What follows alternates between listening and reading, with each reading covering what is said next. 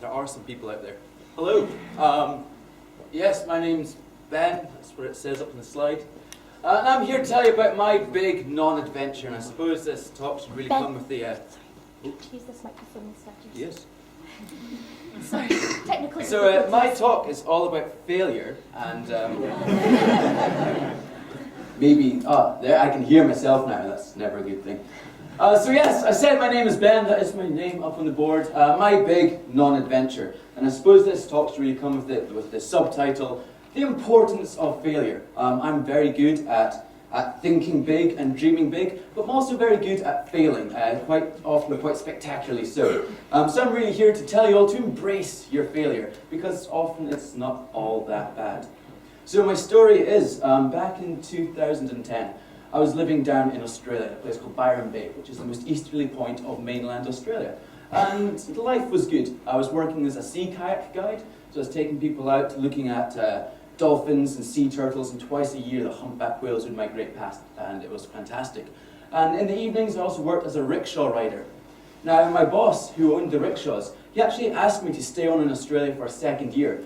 He was planning on expanding his business up the East Coast, and he wanted me to stay in Byron Bay and run his sort of business in Byron Bay on his behalf as he went and sort of grew his business. But before I had the opportunity to work on the visas to enable me to stay in Australia, I actually came down with a nice healthy dose of swine flu. And this was really my first big failure, which has led to me standing here in this TEDx stage this afternoon talking to you all. So I came down with the swine flu. Now, originally when I went to Australia, I only planned on being there for a couple of months to begin with, but I ended up staying for a year in the end, which meant that the health insurance I did have ran out after a couple of months, and I no longer had health insurance when I came down with swine flu. So I quickly took myself off to hospital to get myself checked over, and then I quickly left hospital again before I could incur any large medical bills that I'd be unable to pay off. I don't know if my mum knows that part of the story yet. I was fine. I wasn't really. I spent the next 2 weeks sort of shivering uncontrollably in a pool of my own sweat, and it wasn't very nice. And during this sort of semi-delirious state that I found myself in, I decided that I didn't want to stay in Australia for a second year. What I really wanted to do was to come back to Scotland to attempt to climb all the Munros in one winter. So for those of you that don't know, Scottish Munro is any mountain over 3,000 feet high. And here in Scotland we have 282 of them. So I was going to attempt to come back to Scotland to climb all these Munros in winter in a self-propelled trip. So walking, cycling and kayaking the whole way. This would be the first time that anybody would be able to say that they've completed a fully self-propelled trip of all the Munros in winter if I was able to go on and complete this challenge. I should say that 2 other people have done all the Munros before in winter, 2 fantastic mountaineers. One of them did it back in the 1980s, and he did it with his wife in a camper van, and they drove around Scotland, and he went up the hills, and his wife was able to put up with this hairy man coming down off the hills each night, wrote a fantastic book about it. And then another man called Steve Perry, he did it back in 2004 and 2005, so the winter of 4 and 5. And again, he's a man that deserves a lot more recognition than he gets. He's the first person to ever complete 2 continuous rounds of the Munros, one in summer and one in winter. During his winter trip, he actually walked the entire distance. At one point he slipped and broke his ribs, so he stopped to rest for 1 day before carrying on again with broken ribs. So really quite an impressive man. But as impressive as Steve is, he's not quite yet able to walk on water. So to make my trip a little bit different from his, I was planning on kayaking where he used ferries, and then I was going to link my hills up by cycling rather than walking. So I came back from Australia back in January of 2011, and I gave myself 8 months to try and pull this whole trip together. So I had 8 months to get myself physically fit enough to take on this big expedition. I had 8 months to go out and try and get sponsorship for the trip, and I had 8 months to work on the whole logistics of the trip, to find out where I'd actually be walking, who was going to bring me food and fuel when, in order for me to continue my trip. And it was 8 tough months. I had to try and find employment over here, and I had to work out a training regime in order to get myself fit enough for this trip. But it was an enjoyable 8 months. One of the biggest challenges during this time was the whole idea around sponsorship. Now, I was very fortunate in that some companies were very willing to come forward and agree that agreed to support me in this fantastic idea that I had. So I was able to get my clothing from a company called Montaigne, and I was able to get food from a company called Be Well Expedition Foods, and I had the local Aberdeen store of Cotswolds were agreeing to help me, and I had a great company called Genesis come and give me a bike, and things were looking really good, and I was getting really excited about people giving me free stuff, and I was like, yes, this is good, this is proper adventuring stuff. I had boxes arriving full of interesting looking gadgets I didn't really fully understand how to use, like GPSs, but I knew it was exciting. Now during this time, I also had to try and find a monetary sponsor.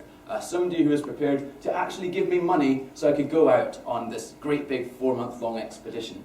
And that was slightly tougher to come by. There weren't too many people willing to pay me to go out and lead this life of adventure that I seeked. But eventually I did find a new startup business here in Aberdeen. It was a graphic design company who had planned of working in the oil field. And I was thinking, fantastic, this company, I'm going to be able to help promote them, and they're going to become great in Aberdeen, and they're helping me achieve my goals, and it was fantastic. But unfortunately, about 3 weeks before I was due to set off in the winter of 2010, this company that agreed to support me, they'd actually gone into liquidation. So they went bankrupt, which meant I had no money. The money that they'd promised me, I'd put aside to cover the cost of my food for the trip. So all of a sudden I had this whole expedition, but I had no food, and I was pretty sure that food in a 4-month-long expedition was going to be somewhat beneficial. So I had to make the tough decision then to continue, but I decided to postpone the trip for a year and then continue the following year. So I was thinking, okay, it's a small setback, but I'm prepared to give this another year.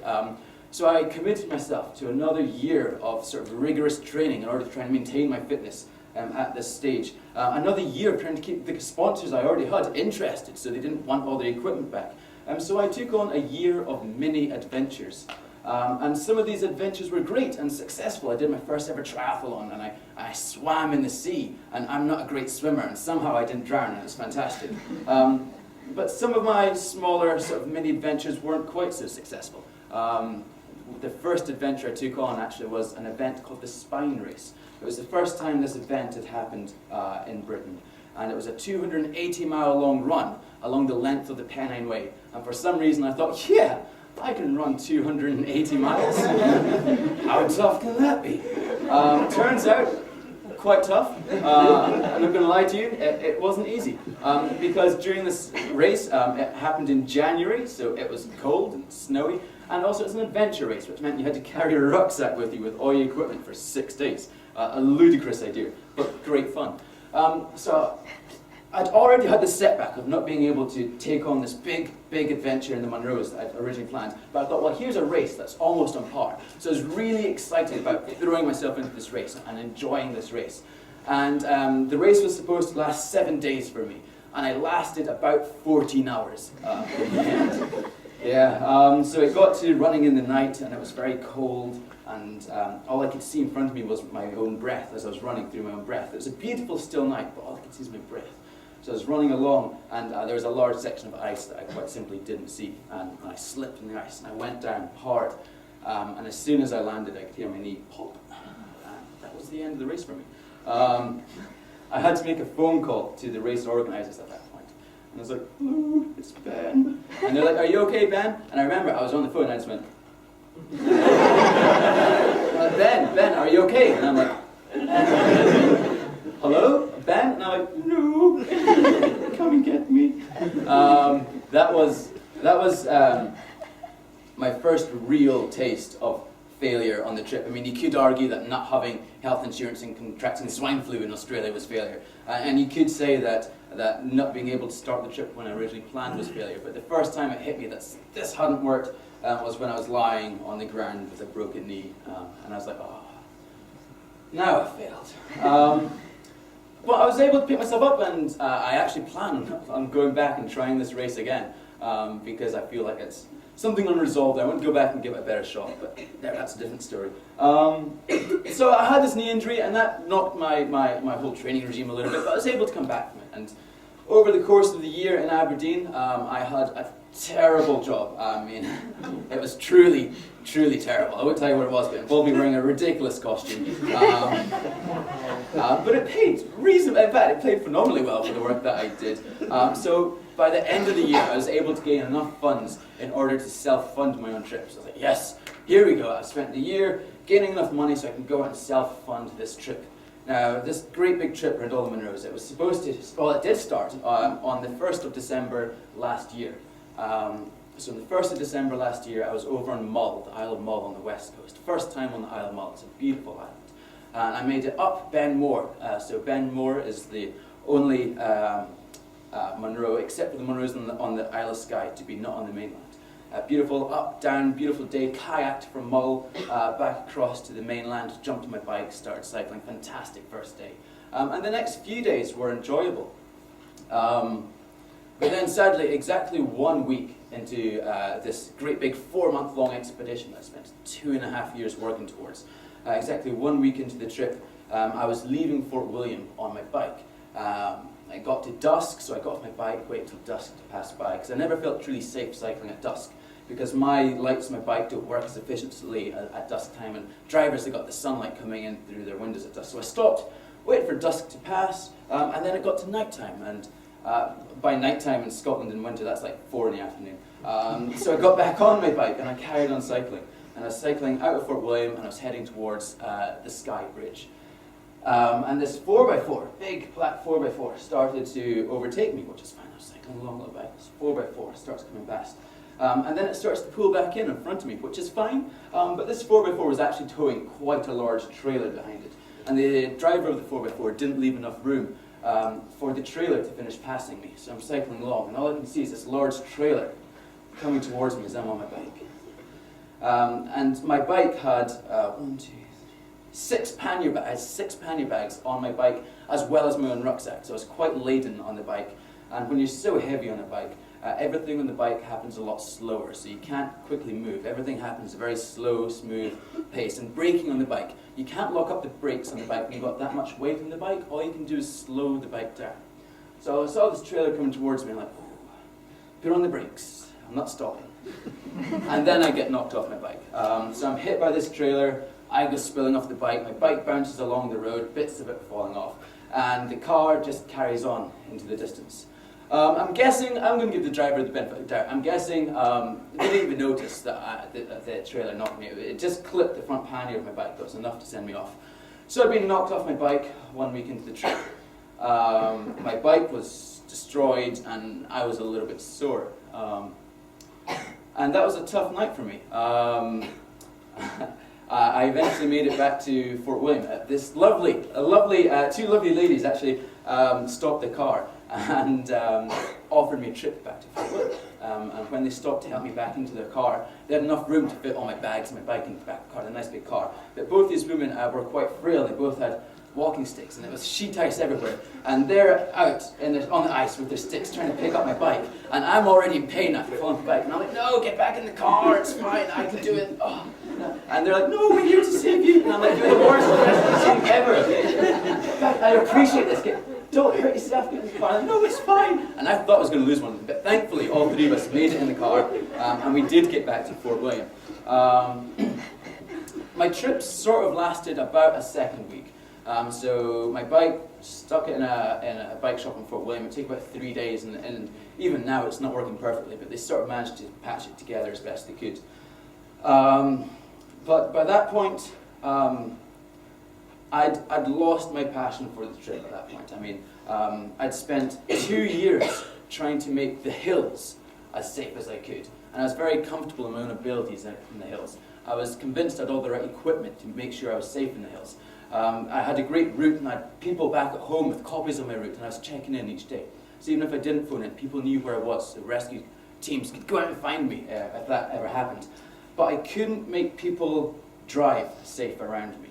And I could no longer justify the risk of being out by myself on a bike in winter on the roads. And I couldn't find a way of making that part of the trip safer. So after starting the trip, so 2 weeks into the trip, I then had to make the tough decision to pull out of the trip. Right now, I should actually be heading towards the end of the expedition. I should be heading up towards a mountain called Ben Hope, which is fantastic. I like the whole idea that my whole journey was heading towards Hope. Right now, I should be heading towards Ben Hope, which is the most northerly Munro that we have here in Britain. But I'm not. I'm here on a TED stage instead, talking to you all, because I did have to drop out of my trip. But that is okay. The whole idea of this talk is about the importance of failure. Everything we have in life is essentially geared around the idea of success. You have very obvious examples of that, whether the sporting or academic events. It's all about achieving and succeeding, and that is okay. I don't have a problem with that. Just now we're all applauding our sort of Olympians. We had a fantastic Olympics, and that was all about succeeding and success, and that's great and that's fine. Less obviously, we have the idea of advertisement and films and media. And again, that's all geared towards the idea of success. I mean, if you see an advert for deodorant, it's never buy this deodorant and people will think you're distinctly average. It's buy this deodorant and naked women will throw themselves at you. So the whole idea of advertising is all geared towards success. And again, that is okay, that's fine. But unfortunately, we're not all John McClanes. We're not all going to be superheroes all the time. And as much as I'd like to stand here and tell you, you're all going to be great and you're all going to succeed all the time, that's simply not true. Unfortunately, there are going to be times in our lives when we set ourselves big challenges and it's not going to work out for us. And we need to know, we need to learn how to cope when success doesn't come to us. And there are still very many great things I was able to take from this trip. Did I make it to the end? No. But did I enjoy myself? Did I have a good time trying to get there? Yes. Did I learn more about myself? Yes. Did I learn new skills? Yes. So although I didn't achieve the goal that I set out to achieve, that is okay. And really that's what the talk is about. It's saying, don't be afraid to try. I know many people who've passed up the opportunities of going on different trips and going on different expeditions. And they've thought, no, I'm not going to do that because I might not succeed at that. And I don't think failure should, or I don't think the fear of failure should ever be a reason why we shouldn't at least go out and try. There's a great quote. I tried looking it up earlier on to see who it's attributed to. It's a great debate over on the internet as to who this quote should be attributed to. So essentially, somebody once much smarter than me said, a ship is safe when it's in the harbour, but that's not why ships are built. So what I'm trying to say is don't be afraid, or don't let the fear of failure prevent you from trying these big events. So really, embrace failure. It's not all bad. Thank you.